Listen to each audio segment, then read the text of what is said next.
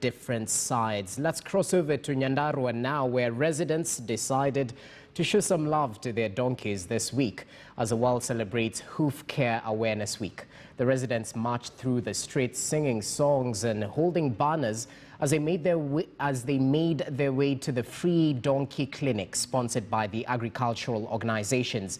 The residents welcomed the initiative, saying that the beast of burden plays a crucial role in their day-to-day lives.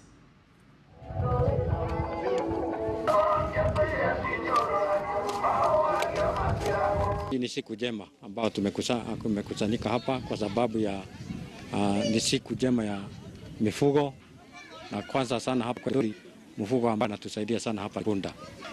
Punda najua kwamba kama sisi wafanyi kazi hapa, wakulima wa hapa kwetu Ndondoli, mashamba yetu yako mbali kwa sababu anategemea misitu na vyakula yote kama kwetu hapa inatoka misituni, na punda ni wa maana hapa sana kwetu hapa Ndondoli. Imetusaidia kutujengea majumba ya punda ili wakati punda zilikuwa zinaibiwa wakatusaidia kujenga nyumba. Sasa huko kwenye hizo shelters huko ndizo tunatunza punda zetu.